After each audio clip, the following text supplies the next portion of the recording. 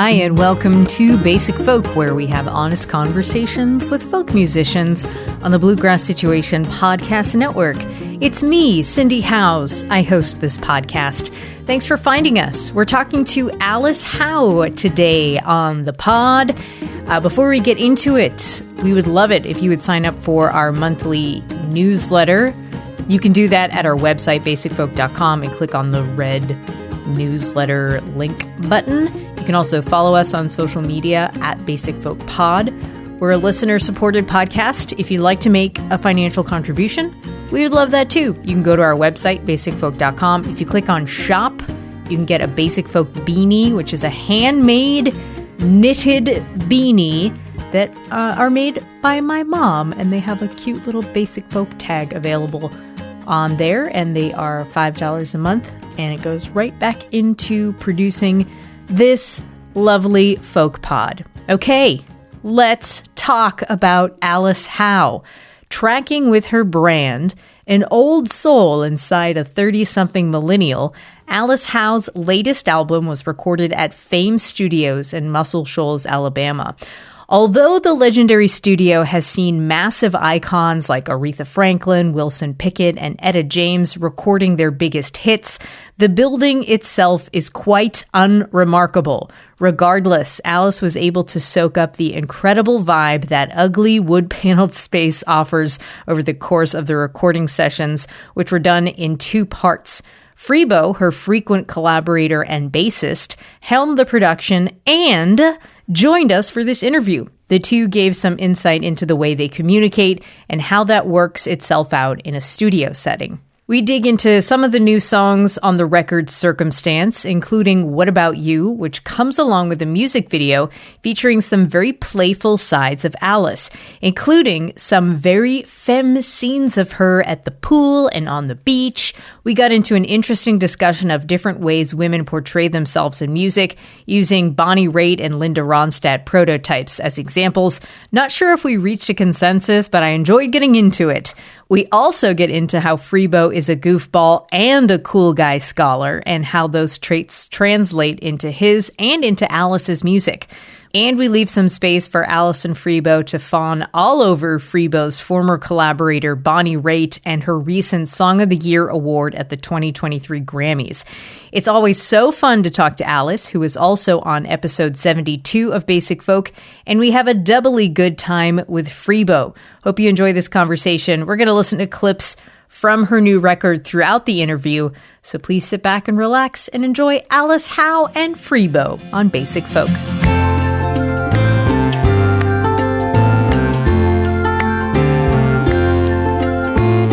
Alice Howe and Freebo, what a treat. Thank you so much for doing this and being on Basic Folk. Great to be here. So happy to be here again, Cindy. Congratulations on the new record. I have a lot of questions about the album. Alice, in your bio, you are called an old soul inside a 30-something millennial. Can we start off by hearing about how you relate to that description? Like, how do you feel like an old soul? And then also, how do you feel like a young person? It's a good place to start. I think it really goes back to, first of all, my musical taste and just the music that I was raised on. And I think that my parents' vinyl collection had a huge influence on me, and just growing up with that kind of sensibility of 60s, 70s music, singer-songwriters, folk, rock, blues, all that stuff had a huge impact on just my musical consciousness and who I am. And in comparison to many of my peers, my taste seems to tend kind of older. And so I almost make light of it. I actually, I saw a TikTok trend recently that was all about whether or not people had been, quote, born in the right generation. And I do kind of joke that maybe I wasn't born in the right generation, but then as Freebo and I just have discussed, like, you know, this my opportunity to kind of bring my sensibility and just my authentic self and what I love and the music that I create, to bring that into my generation. And so maybe it's not about being born in the wrong time, but just kind of making the time what I want it to be. Freebo, same question. How do you feel like an old soul, and how do you feel like a young person? Yeah, wow. I think I am an old soul, just spiritually speaking, and I'm a relatively old guy. And I was around in the '60s and the '70s and the '50s, and it very much influenced me on so many levels, socially, politically, certainly musically. And it's very interesting for me to bring that history and that sensibility to this project with Alice, who obviously has the old soul, likes the old music, but is young and didn't have an opportunity to be around in that generation, to where it can almost bring it back for her. And in a strange kind of way, I kind of legitimize that. And I know it well. I mean, it is my genre. So I feel like that's where we first connected, actually. Yeah. Is really through, and a lot of people ask us, like, wow, you guys, you come from such different generations. How do you get along? How do you kind of find that common ground? And really, always we've had the music, and we share just a common interest in what I consider to be kind of a timeless sound. And so that's always been just a touchstone for us and something that we've communed over.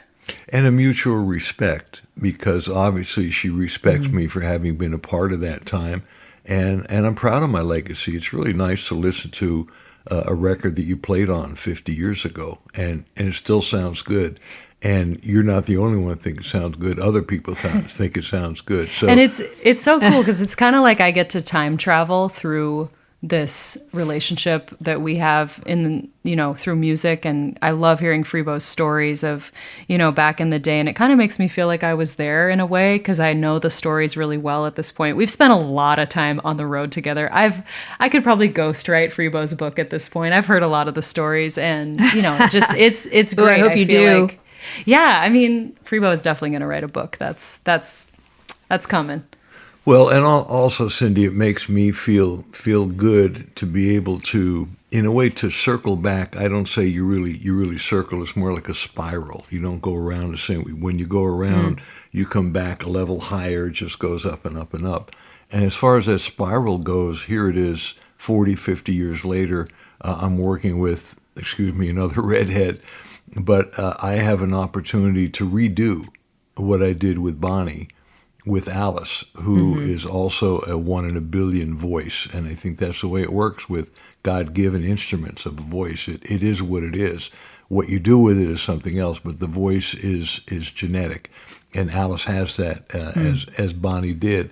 So for me to be able to bring that sensibility and that experience back to Alice, and for us to have mutual respect for each other, because I respect her as much as she respects me.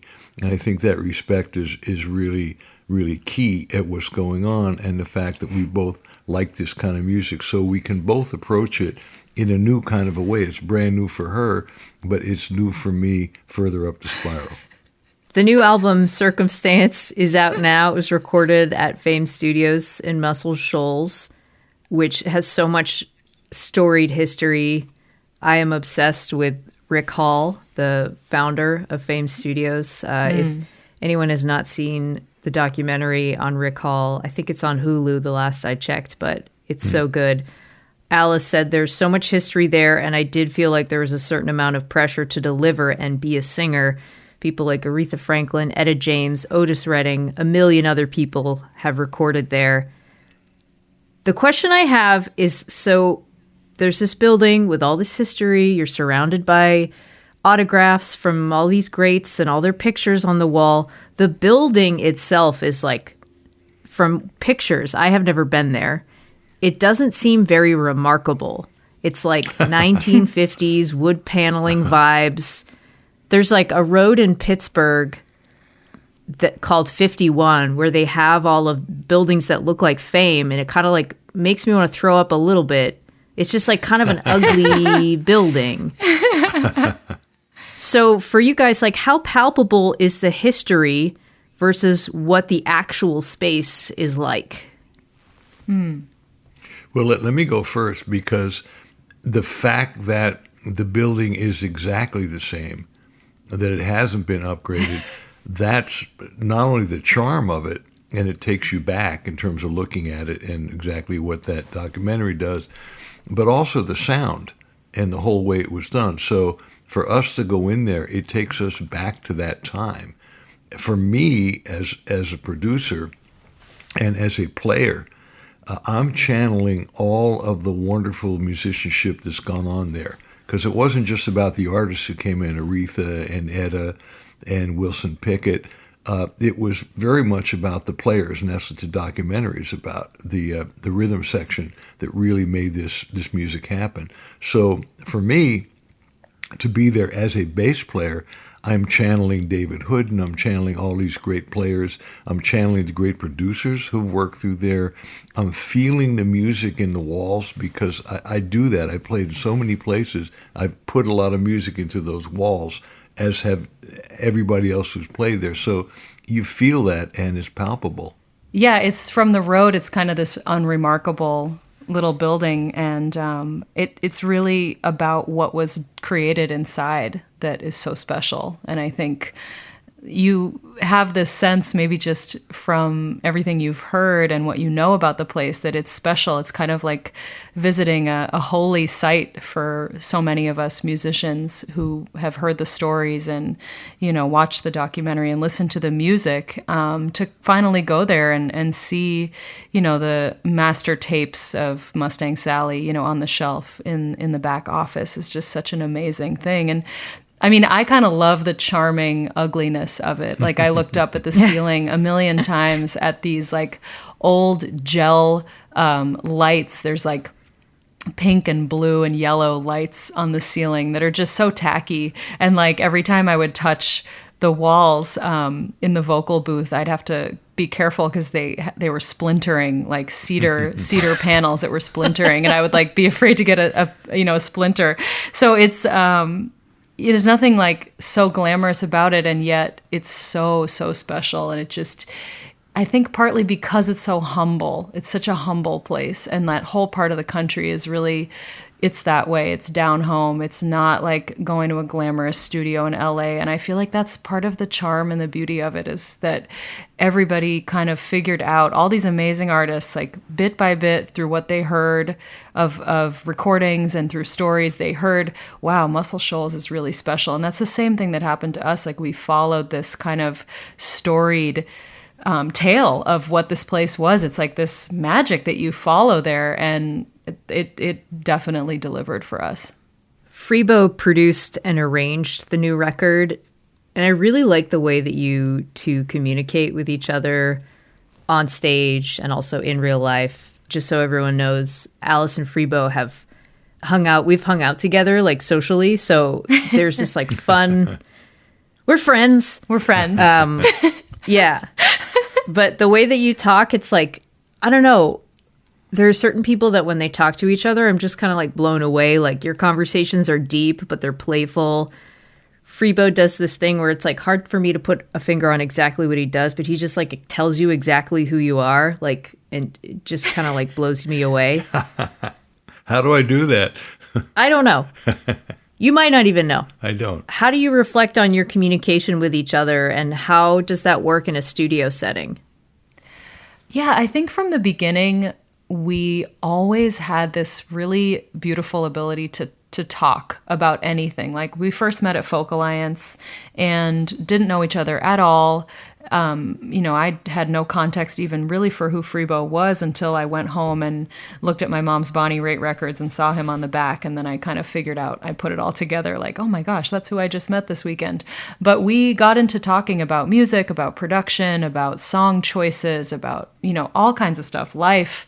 It really just the whole spectrum of experience right from the beginning. And I think that's actually what made me want to work with you, because I've always put relationships first in terms of just like that personal connection. When I'm choosing somebody that I want to work with, the personal is so important. So I think that has definitely carried over into our work in the studio and on the road. Like, we can be really honest with each other. Like, the fact that if I don't like something, I don't have to be shy about it. And if I love something, I can be really emphatic about it too. And I love that I have that freedom to do that. I don't have to say, oh, I'm going to hurt Freebo's feelings if I don't like something about a recording choice or production choice. Like, there's total freedom, for us to each be honest. And I think that leads to some really beautiful creativity. Yeah, I think, Cindy, it comes down to communication. I think we're both communicators.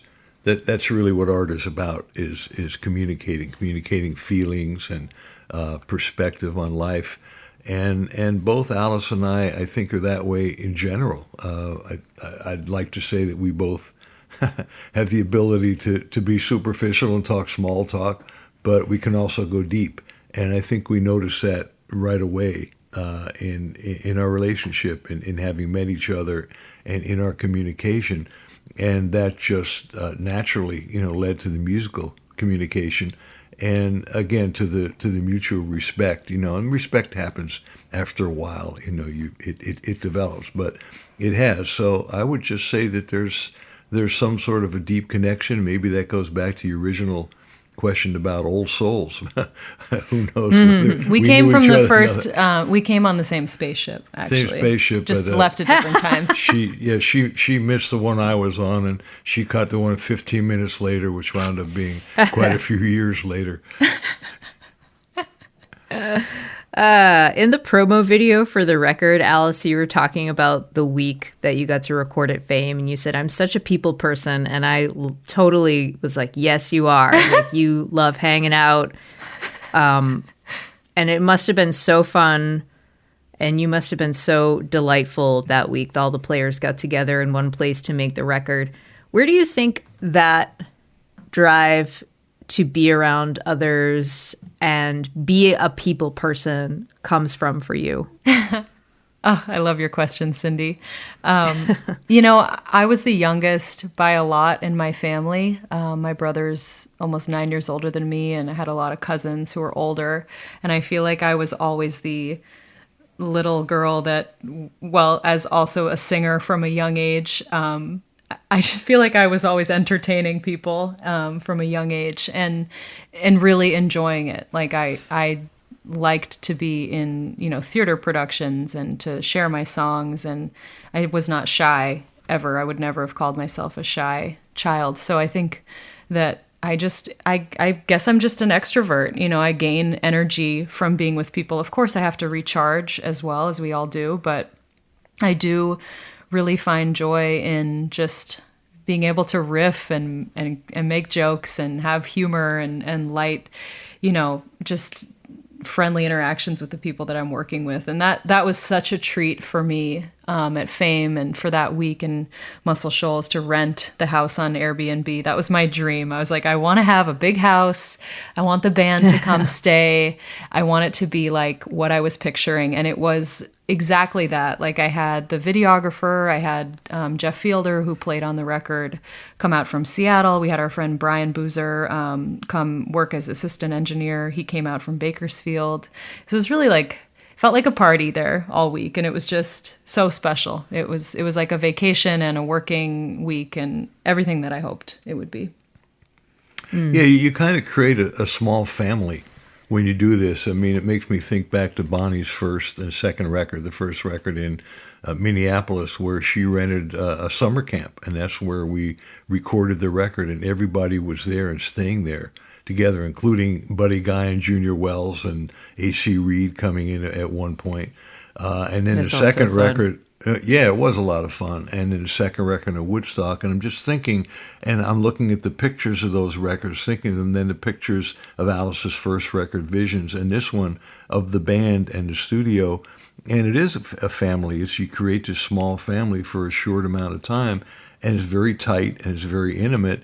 And somehow Alice picked up on that, and with renting that house and us being there, and Jeff Fielder coming in from Seattle, and some of the Muscle Shoals guys, and the videographer coming in from Nashville, that's exactly what was created for that week. So yeah, it's kind of like special. the opposite of the COVID era recording process, where you You record a track in your bedroom or in a local studio and you send it to somebody and they add to it and they send it to somebody. And that works too. And I've heard some absolutely beautiful records that were recorded that way. But I just, maybe after everything that we had all gone through, those 2 years of isolation, it was even more important to me to return there in person and kind of do it in that old school way. Like maybe that's my sensibility again, just like really wanting there to be an immediacy to the experience of making the record and to have that true, like we are in the room together, and these moments of interplay that you hear on the album all happened in real time. And that's so special to me. Like I wouldn't trade that for anything, because when I listen to those tracks, I know like, oh yeah, that's when that person did that thing, and it made me do this thing with my voice, and it made Freebo do this thing, and it all just perfectly fit together. And I think, you don't have to spend the week together at summer camp for that to happen, but if you can, there's something really beautiful about that. It helps. It's very synergistic. And again, it reminds me what Alice just said about old school. There's something, the difference between old school and new school, so to speak. Old school is analog, and new school is digital. Yes, we do some digital stuff, but digital kind of goes into texting, and everything is faster, and it's a whole different time now. Old school is I think a more deep and intimate communication, and that's where the synergy comes in, and where somebody plays a part and it makes you think of something else. So you wind up playing something you wouldn't have played, as in a real conversation, like what we're having now, how one thought leads to another. Yeah.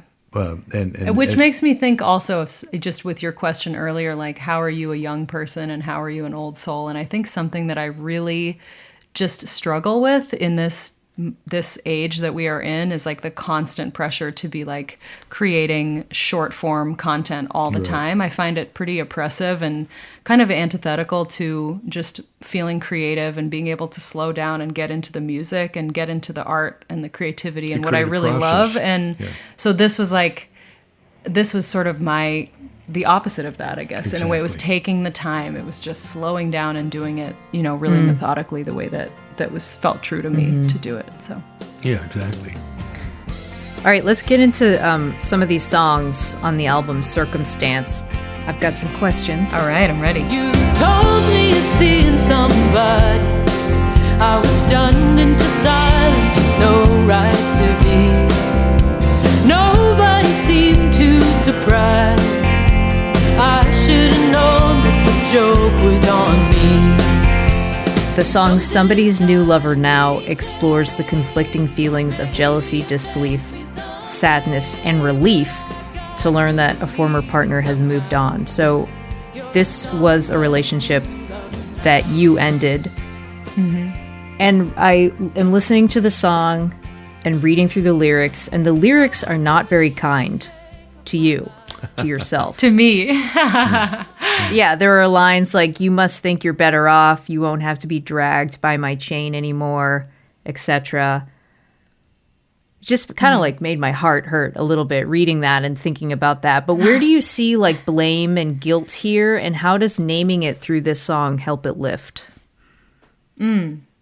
That's really beautiful interpretation, and thank you for picking up on that. I think this record it's an untraditional breakup record in the sense that I am processing like the loss of the relationship, but it's also like this feeling of guilt that like I failed because the relationship failed, and that it's my fault because I moved on and I kind of outgrew that era of my life. And I'm sure a lot of people have experienced that. It's a little bit of a different angle. Usually it's like, woe is me, it ended. But there's also this element of like, what did I do wrong? Where's my fault here? And then eventually kind of almost like claiming the guilt and just being like, you know what? It is on me, but that's okay because this is my truth. And I think that's where the lift comes in. It's like, I almost wrote that line with like a little bit of a smile and like a wink at myself in like this sadness, but just like this knowing, like this deep knowing that I had to do this for me. And that doesn't make it any less sad, but at least it leaves you with this feeling that you did what you had to do. And here you are on the other side of it. And, you know, I got some great songs out of the experience, but I didn't write it as much with like this brokenheartedness as much as like, just this knowing, like self-knowledge is really what this record is about, is like learning what it is that I needed, that we all need to kind of fulfill, who we are, who we truly are. All right, this question is for Freebo. The song Love Has No Rules features some catchy guitar hooks. It has a great and cool 80s inspired groove, but I can still hear the Freebo influence, which is playful and funny. It's subtle, but it's in there. Freebo, you are a scholar, but you're also a goofball. As a producer and musician, how do you balance those styles and sides of yourself? Oh, well, thank you. I take that as a compliment, Cindy. I appreciate that. Life is all sorts of shades of gray, and it's a combination. I think that there are serious things in life and there are comical things in life, and I think part of our development is learning to appreciate all of those and to broaden ourselves to be part of that. And humor is really an important part of that. It extends all the way to the joy in the studio of creating an atmosphere where you can goof around, where things are light, where you keep it light so everybody's having fun, but at the same time where you get specific about, okay, let's get down to work and here's what we need to do. So a lot of that is in the communication. Musically, on that song, I mean, the way Alice wrote the song initially was in a very, very serious, it was in 3/4 time, and it was kind of based off a progression that, in a way, if I may, that I kind of turned her on to with the partial capo. She took it and she ran with it, and she came up with this really cool thing and a great melody and amazing lyrics, just about basically saying, hey, don't tell me what to do. Love has no rules. I am who I am. Don't tell me I should do this, I should do that. Lay off it. That's kind of where it came from, right?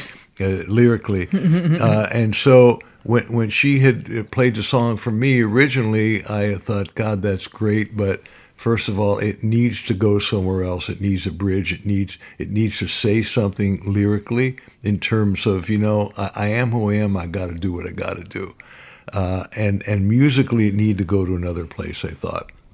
And so Alice accepted that. And then one day when we were sitting around during COVID to play the song, I just, instead of playing a 3/4, I was playing my guitar. I came up with a whole different kind of groove, quite by accident. It just came through me. And Alice said, what are you doing? And I said, I was like, you're doing it wrong, Freebo. And I said, well, I'm not doing it the way we did it, but there's something feels good about this. Stop messing this up, Freebo. Yeah, Freebo, it was perfect. It was sad. It was dark. It was great. Why are you making it?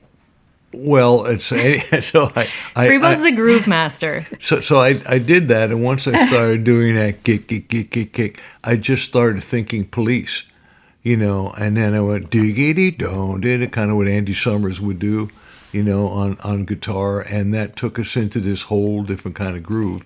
And the funny thing is, now we go back from time to time, and Alice plays, when it's just the two of us acoustically, plays the old 3/4 version, and it's powerful, and it makes you think of the lyrics a little differently. The lyrics are very powerful. Cool. They are what they are, but that's the beautiful thing about music in a song. The music gives the lyrics an emotional cushion that really just augments what the lyrics are saying. That's why songs, to me, are such a powerful communication. The lyrics are the words, it's the language, you know what they are, but you put music to it, it takes you to a whole different place. You can run, you can hide, but you can't live your life in disguise.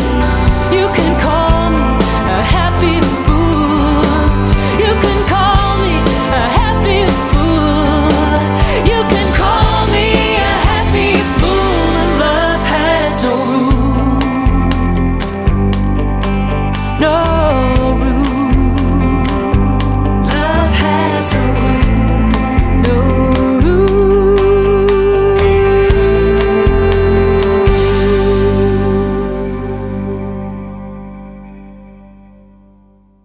The next song that I want to talk about is What About You? I'm picturing a rainy Sunday, playing on records all afternoon, with somebody who loves me through and through. What about you? So the music video is really fun. Alice is at the pool. Alice is at the beach. Alice is in the sun. Alice is in a car. And this video makes me wonder about the use of like your physical appearance living alongside your music and the opinion of how an artist used their looks. Bonnie Raitt and Linda Ronstadt are two names that come up when talking about Alice Howe. Two very different presenting women. Like, you've never seen Bonnie Raitt's cleavage or her midriff, unlike Linda Ronstadt. And both are totally fine, by the way, like no judgment on either way or anything in between or in anything outside of that.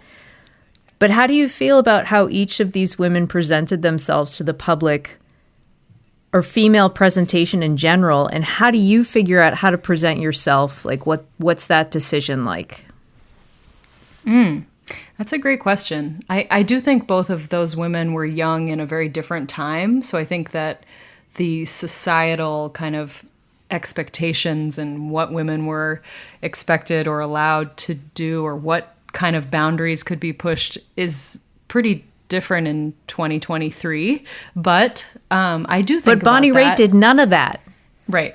But she played the slide guitar, so that's like a whole other sex appeal thing. I think there's almost like at different levels. There's like there's showing skin, but there's also like how you just your physical presence on stage. Like, I think Bonnie had so much sexiness and allure just because of how she stood and like moved and how she played guitar and how she sang. And like, you know, you don't have to have cleavage, I think, to be really sexy, if that's what we're talking about. But I think for me, that video was definitely like the most fun I've had with just showing different sides of myself. Like, I'm in a bathtub, like in a bubble bath. I've never done something like that in a video or photos or anything like that before.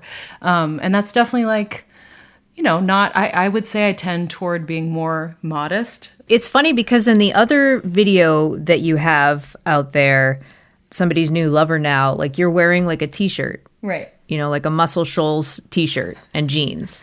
It's true that the What About You was like, it was something that was important to me with that song, was to kind of get a little more open and playful and just like have fun with this fun song. The song called for it. Oh yeah, the lyric is, you know, I mean, hey, how about, you know, hey, I'm looking for a soul connection. Hey, how about we listen to old records on a Sunday afternoon? Hey, how about we watch it? But I don't know who you are, but if you're the right person, hey, I'm open to this relationship. So there's definitely an appeal to that. So there's something that's kind of sexy in it. It's like, hey, I want to get down. How about you? Are you the right person? And so I think the video very much goes with the words. I would also say, in terms of Bonnie and Linda, no, it wasn't a cleavage or a midriff, but Linda had her shorts and her roller skates, and Linda was very sexy. Bonnie was really about accentuating the positive. Bonnie, especially in the beginning, had these boots and tight pants, and she looked very sexy in them. She knew she had this smile with the dimples. Her songs were very, very sexy. I mean, if I may, Bonnie oozed sex. She did. In a way, Linda was more about just the smile and just the cutesiness. Bonnie strutted her stuff in her own way. So she did the best she could with what she had, and I think that's kind of what, you know, Alice is doing. Alice is true. You hadn't gotten into this before. In fact, when I met Alice... Stop, don't even... No, oh, my God. When I met Alice in her folk stage, she was wearing a dress with a really high waist. I kind of said, are you sure that's what you want to do? Okay. Freebo also functions as my personal stylist, and vice versa. So he... Oh, wow. No, he definitely like has a great eye, I would say. You have a really good eye, Freebo. And he was like, Alice, I don't know, those dresses, they kind of... It's almost almost like I had to make this transition from like folk singer Alice. Wait, can we get sweet little more of a folk singer. description of the dress? Because I didn't understand. Because a dress is one piece, so the waist can't be that high. Well, this was a pretty high waist. No, she had it wasn't that. Okay, it was just like a nice like sundress. It was just picture just a nice sundress. You know, maybe an empire waist. Just Oh. maybe not empire waist. Maybe somewhere in between. I don't know what that means. I know you but don't. Yeah. Well, Was it a fit and flare? I'm not even sure. Let's just say it wasn't particularly physically flattering. Okay, it's just To didn't, you, Oh. okay, but maybe Couldn't have been an empire waist. Those are flattering. Oh, okay. Okay. The point is, it was a different look, Different look for sure. and Very folky look. it was like just an earlier Earlier iteration version. of my stage persona, and I think that the stage persona has to kind of settle into what's true to the person, and like that's actually like kind of an interesting journey, and like what do you wear on stage and how do you want to present yourself, and like like all the power to the women who share like lots of bikini shots online. Like that's just not me. Not that I think there's anything wrong with that. I think it's great. I just, for my personal comfort, like that's not something I'm going to do all the time. It's just, it's not for me. But I at the think same time, I'm fine wearing like tight pants that are, bell bottoms and like boots and whatever. Like it's just, everybody has to find what they're comfortable with. And I think women do have a challenge because the world does come at you and For does sure. judge everything and does judge your body and judge how you look physically. And like you have to feel comfortable with whatever it is that you do choose. And it's tricky. You don't want. It's also a question of what you're selling. You're selling the music. You're selling yourself. It's an image. Nora Jane Struthers, I can't remember like what the question was, but she was talking about how she like she has like recognized the power of her like attractiveness, and she's like, it all depends on how much I want to use it. Like if I want to like walk into a music venue with a full face of makeup because I want to be respected, that's where my power is.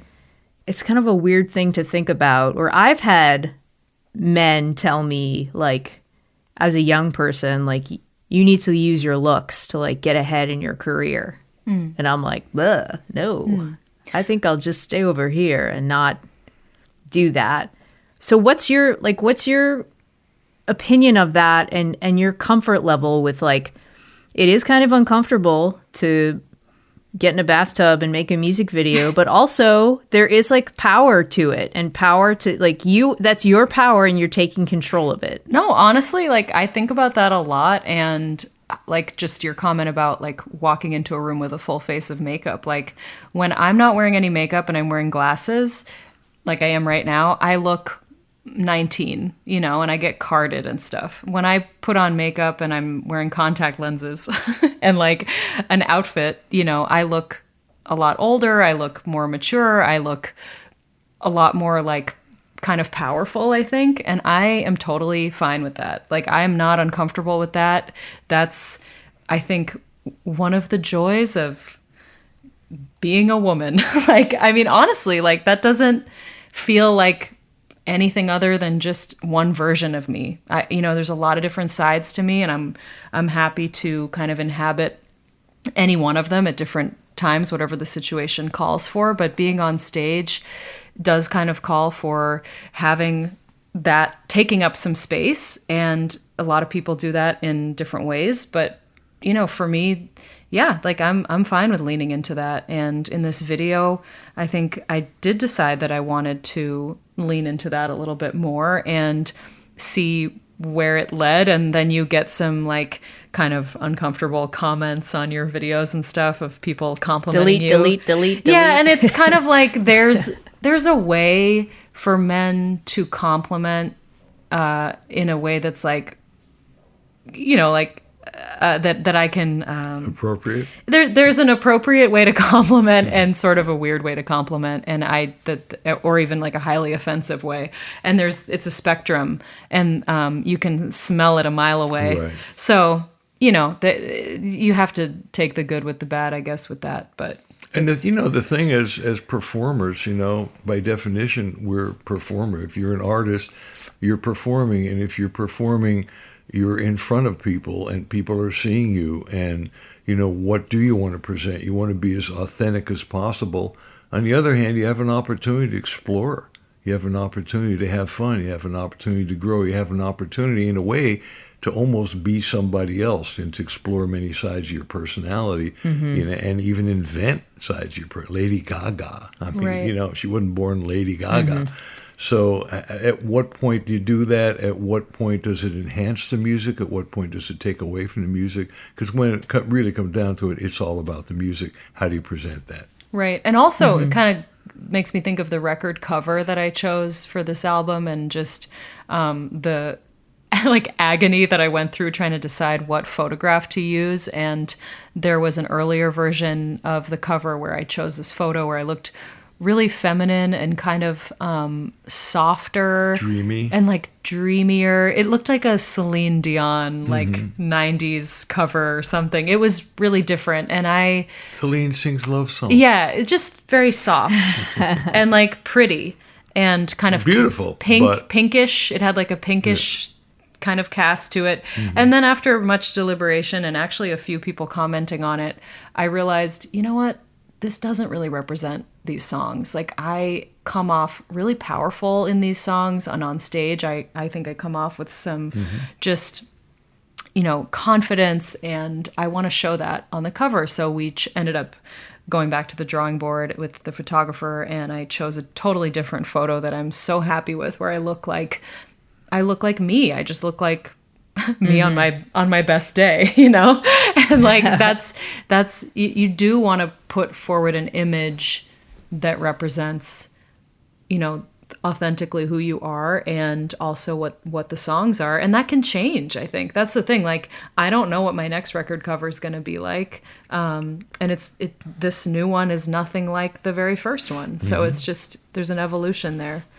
People just want the glasses. Right. Well, yeah. Well, you're getting it right now, Cindy. Love the glasses.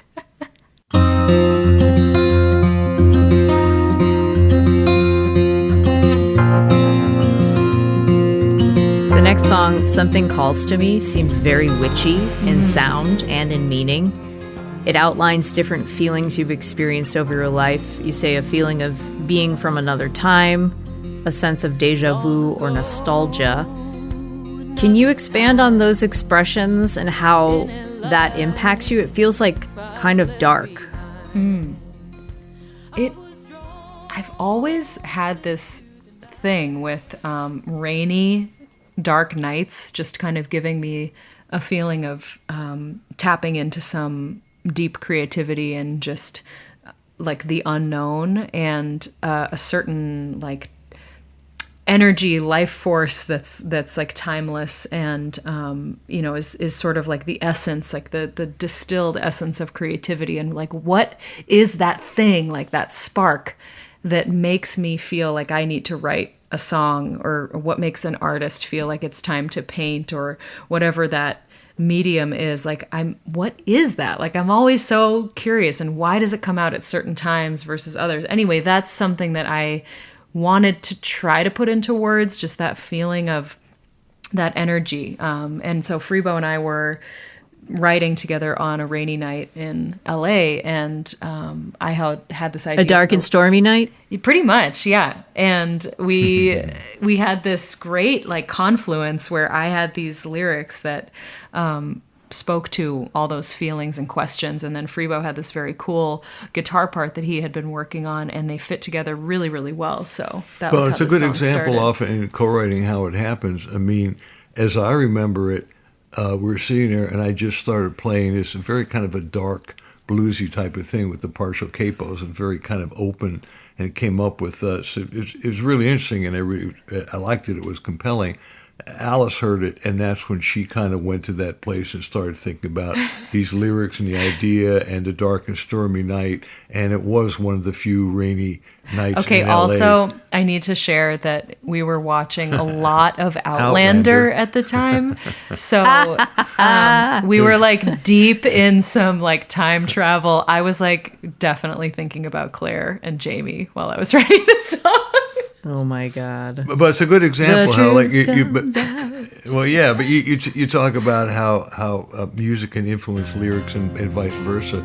In this case, there was an emotional thing that was happening with the music that fed into that, and then that really went from there. And again, it one thing leads to another, and that song just started completely from scratch, and that's the place it went to. Mm. I've got a lot of questions about this next song, line by line. I wouldn't call it early, but it's not too late. I played in my hand, I gotta leave the rest to fate. I could lie here crying, or try to understand. My chips are gone, I can't make no more demands. The theme of this song, or one of the themes of this song earlier when we were talking about Somebody's New Lover Now, where line by line is, I think, a rare song where someone takes responsibility for like doing like, I don't know the details, just to let people know, but like someone takes responsibility for a shitty thing that they did. Like, you are not the worst thing that you have ever done, but it really means something when you own up to it. I guess we talked about this a little bit at the beginning, but Alice, can you expand a little bit more about how empowering it was for you to take control of your choices? Yeah, this song is really the one that I think doesn't shy away from all of those conflicting feelings, even more so than Somebody's New Lover, because it brings in just every emotion that I was feeling at the time of writing the song. I was at my mom's house in Boston. I was spending the night there, I think after a show, and I was feeling very just alone with a lot. And it was it's interesting. At my mom's house, I often feel hit by a lot of like childhood memories and just kind of the loss of my father, who we've talked about before, Cindy, who passed away when I was 18, and like his spirit is very much in that house, and like a lot of those emotions just kind of come crashing down on me when I'm there. So it was an opportunity to really just like let all of that flow onto the page, and I find that that's some of the most honest writing that I can do, is when I don't censor myself. And I was feeling guilty. I was feeling really down and just feeling that grief, and kind of, I think, you know, honesty in songwriting is that people pick up on that. And when you just share what's in your heart, you know, that raw truth like really comes through. And I'm just so proud of the fact that I was able to do that and not censor myself. So yeah, I think this record is really about me processing this whole journey of like entering a new chapter of my life. And I'm 32 now, and I started writing many of these songs at 27, 28, and it's been kind of an evolution ever since. And I think, I grew up a lot through these songs. How do you make sense of your dad's appearance in Line by Line? He kind of just like pops in there and pops out. Oh, wow. Okay, that's such a great question. Yeah, nobody's ever asked me that in exactly that way. But he just kind of pops in and out of different songs at different times, and it's not always explicit. So he pops in and out of your life and your mind. Yeah. Like in You've Been Away So Long, like that song is also kind of about him and me and other people. I think that because I lost him at such a young age, and he's such a important figure in just the shaping of my consciousness and who I am. Like, he was an artist. He's somebody that I feel like I invoke his wisdom and kind of his creativeness in my life and my journey as an artist. He comes to me a lot. He's like my guardian angel, kind of. So when I'm thinking about just when I'm struggling or feeling down, like I do come back to almost like, what would he say? Or I wish I could talk to him about this problem. Or, you know, am I the way I am because I lost him? Am I the way I am because he raised me the way he did? Or, you know, there's just a lot of questions like that come up when I'm writing. And I think my songwriting has been a really powerful tool for me to process losing him. And I'm so glad that I've had that. Like I've said that a lot. You know, my mother and my brother and other people in my family, they don't have that outlet the way I do. And I feel like art is such a healing outlet. So I use my lyrics to just understand things. And his death is one of those things that I've been able to come to terms with through writing. Wow, that's really powerful. I also wonder, Freebo, from what Alice has shared about her dad with you, how you take that information in when you're working with her, if it impacts the process at all. Well, it certainly, I mean, I never knew her dad, you know, Sandy, his name. But if you look at the picture of Alice on the back of her dad, when Alice is 3, 4, 5 years old, on her previous record, on the Visions record, it's very powerful. You can see the connection, and I've seen other pictures of the two of them where they're just looking at each other and just complete communication. I mean, they're one with each other, and what I know of her dad, he was a fascinating character, a very creative character, very compelling character, and there's so much of her dad that is in Alice, and just for my small role in her life, I mean, I'm a champion of that connection, you know, and how it's affected her in the most positive way. And whenever I can, I just do my best to just remind her that he's still with her at all moments, that his spirit is totally inside, and she's in a way carrying on his work as we often do, as I do with my father in a way. So okay, Freebo, that's enough. Powerful. I know. I know. See, he's a deep. He's He did it again. This is what. God damn it, Freebo! I know. This is what we do, Cindy. This is why we get along so well. It's true. I mean, you really picked up on that. Like Freebo and I can go deep together in talking about music, relationships, life, and I think that leads to some really great songwriting because there's no fear of all those emotions. You can just get right to it. Yeah, that's what art's about, you know. It's communicating some deep emotions.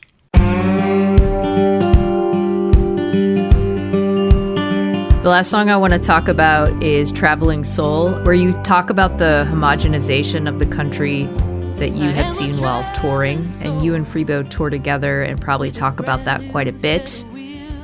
Freebo, how have you experienced this from the perspective of someone who's been on the road for a while and maybe has seen an evolution of the homogenization? Well, so much so that back in the day and now, I've had the experience is partly a function of being on tour and being a different place every day. But I've had the experience of being in the car and driving somewhere and seeing the McDonald's and the Holiday Inn and the bank and all these things and going, where the hell am I? And literally taking somewhere between 30 seconds and a minute to actually figure it out. You kind of have to go back because you really can't tell where you are because, and that homogenization from back 30, 40 years ago when it was really beginning is so rampant now and pervasive that it's I mean, you don't know where you are. And the way Alice picked up on that, and that's the way Alice writes. She's very visual. So she'll see something and it reminds her of something, and that gets her into the process of where she's going. And that in Traveling Soul, which I think is a brilliant song, that got her into the whole thing about America and its origins, and it's probably her most political song, but it's a beautifully written song, and it's a very bluesy song. It's a really cool song. Well, we recently saw Bernie Sanders speak in LA, and it was wonderful. And we got to take home his book called "It's Okay to Be Angry About Capitalism," which I just think for me, like the kind of kernel at the beginning of this song was just this sadness and anger that I feel, and I know many people feel, about just the corporate greed, feeling like it has the stranglehold on everything politics in our country, and that basically that's what runs the world is money and profit over people, and that's how basic folk runs. Yeah, profit over people. I know that because I know you, Cindy, and that's just the kind of person that you are. But yeah, that's really what kind of got me going, and what I love about, like, I struggle to write, like, quote unquote political songs because I don't want to feel like I'm preaching to people. I want it to feel emotional and real, and kind of like there's something of me in there where you can connect. Even if you disagree with me or you don't understand, you can still connect to the emotional side of it, which is what I love about, like, Jackson Browne, I think, is like a master of that, of writing political songs that feel really personal. And I wanted to try to do that. So I hope that I accomplished that in this song. And I hope to do that more, honestly. That's something I'd like to continue to explore. Before I let you go, we're going to do a lightning round. And this is a very special lightning round. It is called Which One? I'm going to put out a question of which one is, and then an attribute, and then I'm going to count to 3, and then at the same time, you say which one is better. Oh, okay. So the answer is Freebo or Alice. Oh. And you can say your own name. Okay. All right. Okay, ready? Yes. Here we go. Which one is the party animal? 1, 2, 3. Alice.